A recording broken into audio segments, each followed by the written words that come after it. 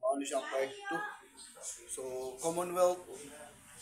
So, nanata sa next slide is the Commonwealth. So, Commonwealth era 1935 to 1946. So, take note yapon guys, kasi yapil ni sir sa exam. So, the Philippines Commonwealth government under President Manuel L. Quezon continued the American introduced tax system. So, atong itong naisgutan sa part 1 no, nga atong ah, about sa American era bitaw sa ilang tax system sa ilang pamaagi. So matod pa diri is gi-continue kuno ni Manuel L. Quezon and the American introduced tax system din sumpay strength the value of the internal revenue BIR to improve the tax collection, implement tax to support nation building programs include.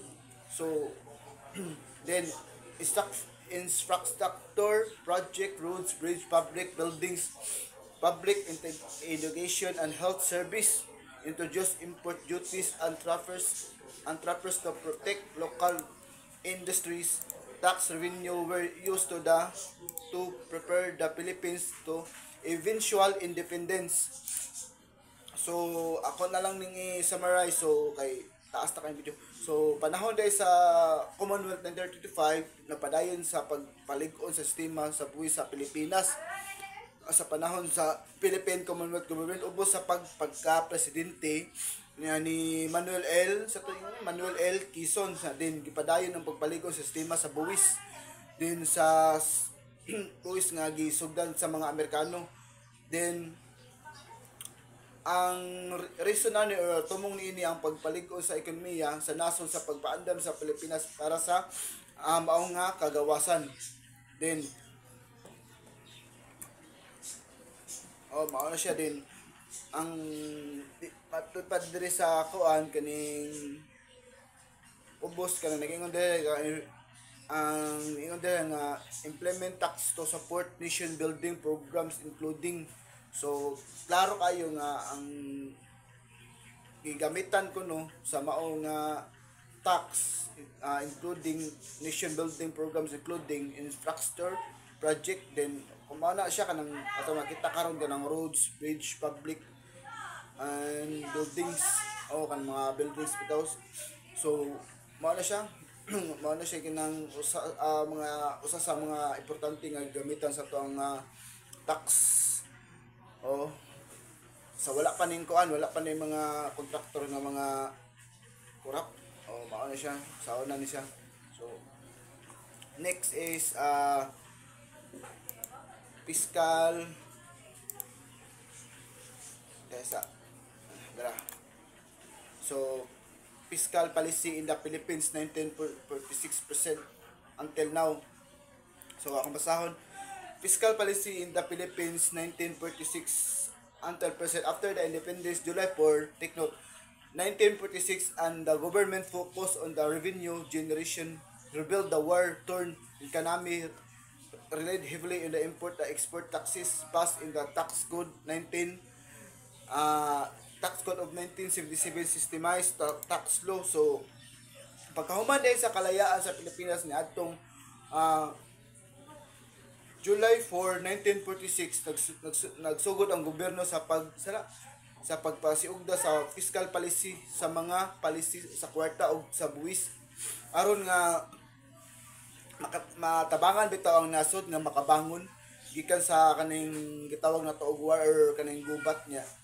Ang una nilang gibuhat is nangulikta og daghang buwis ang gobyerno aron na makabot ang usa ka sakto nga kita bitaw or kanang sakto nga kanang gitawag nato kanang kuta ba murag na siguro murag kuta aron nga kanang ma-rebuild bitaw ang kanang kuan, ma-rebuild ang ekonomiya ba nga kanang nadaot sa gikan sa gubat. Din ni at the same time nisalig sila sa kaning kuan kaning import o export sa kuan taxes uboy sa produkto nga gipalit gikan sa kanang ubang nasod ba kanang ginapalit gikan sa ubang nasod. So aron makuha ang dugang nga kita, so nisalig at the same time nisalig sila na kanang bitang import o export. Example mo palit ka din mo or mo palit pod sila kanang sa gikang nasod mo sa gitaw import o export.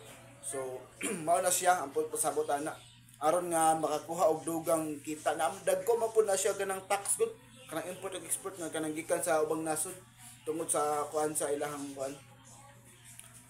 Then sa tax code 1977 nga gipasa sa Tax Code of the Philippines aron nga masistema og mapasayon ang balaod sa buwis. So mao na siya Tax Code 1977. Take note gyapon guys.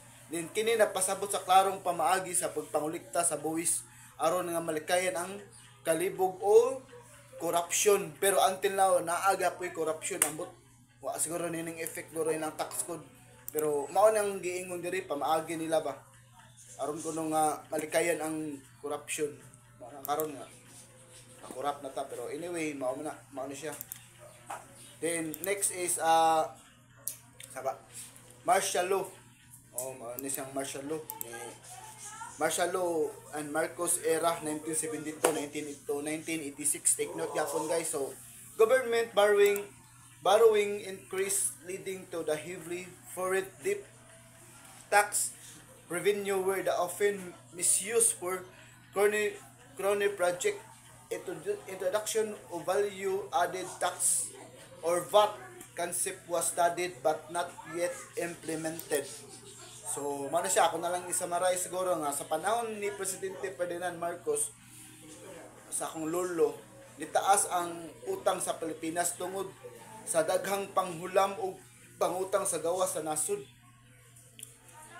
Daghang buwis o kita sa gobyerno nga nasayang kay gigamit kini sa mga proyekto sa mga sayop nga pamaagi instead para sa mao nga katawhan. So mao na usasad na siya sa nahitabo sa unang panahon. Ang nahitabo karon nga panahon sa pagpangurakot nahitabo sa day na siya sa una. So history repeat ni siya murag na inana bitaw. Nya at the same time ang kuan pagid ani ang lala pagid ani kay ang naglingkod pagid ni karon kay ang naglingkod sa una sumala sa history kay si Marcos din sa karon pod si Marcos pod.